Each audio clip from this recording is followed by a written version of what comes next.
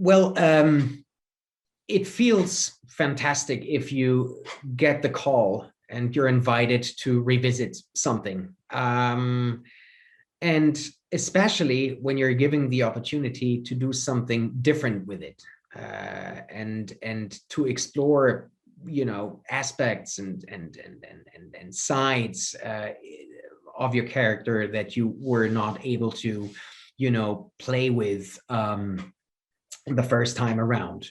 So the feeling of, evolving, and the feeling of, not repeating yourself, but doing something very different is highly inspiring and thrilling. Where do we find Zemo? Well, he's sitting in a German prison cell, and he's been sitting there for quite a while, for a couple of years.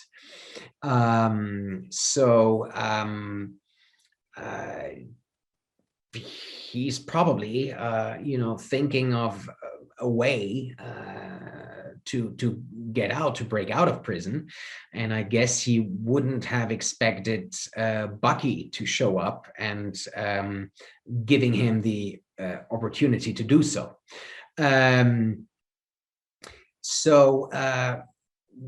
We meet Zemo, and we hopefully remember him from Civil War. So we still, understand what he's haunted by and traumatized by, and it includes still that he,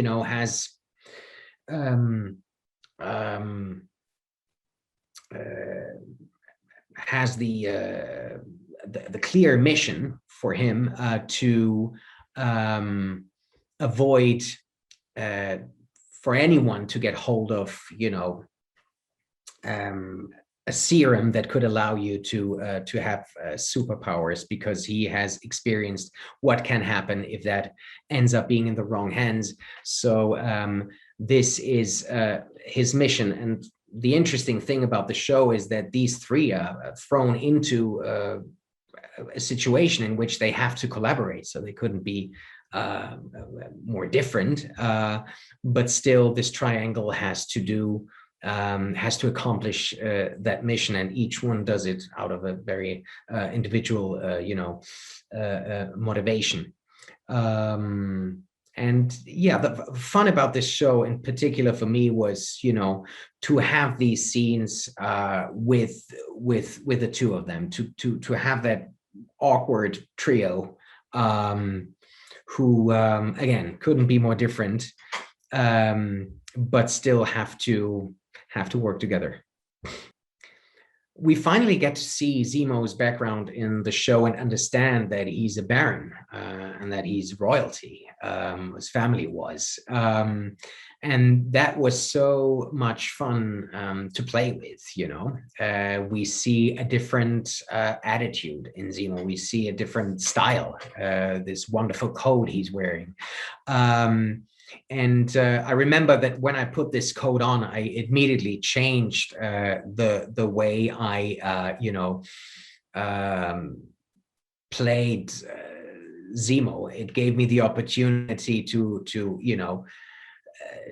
play around with this aristocratic background, to be more suave and posh and arrogant and comical and whatnot. So this was a new side to Zemo that we didn't get to see in Civil War. The relationship between these three, and the relationship between Zemo and Bucky and Sam, is highly complicated, as you can imagine. But the three depend on each other, and the three need each other.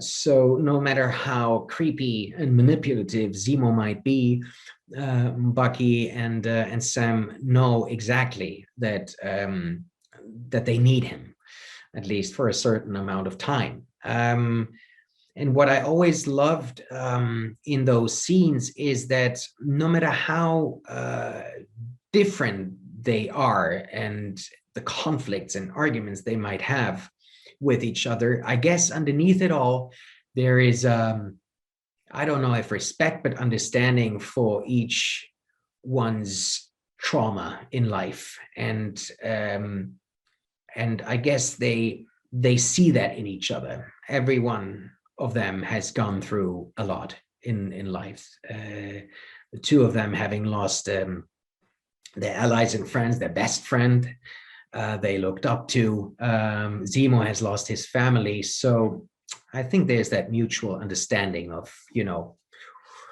what everybody has gone through.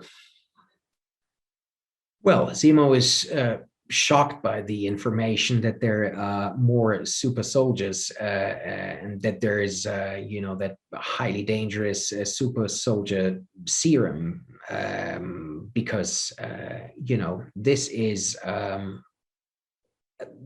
for Zemo, this is his ultimate nightmare. He has seen what happens when people play God. And the catastrophe of his life, the loss of his home, the loss of his family, is due to that, and that is why he tries to do everything he can to get hold of that serum and to fight super soldiers, because according to Zemo, they are not allowed to exist. A typical day on the Falcon and Winter Soldier consisted of cracking up, laughing multiple times because of, Anthony Mackie's jokes. He is hilarious, but sometimes it's tough to work with him because you're still thinking of a joke that he made, and then you realize that the camera is rolling. But that helped to create that wonderful, cheerful, playful atmosphere that Marvel always creates, and surprises me, and I find that incredible, because if you think about the endeavor, if you think about how big that scale is and how much pressure there is on projects like those, which are gigantic, it is really remarkable of how smooth and nice and welcoming it feels when you are on set, and that allows you to be loose and to try things, to enjoy it. And so everybody who is chosen, like Kari, the director, are wonderful people. So, and if you're surrounded by the best people, then you're able to shine.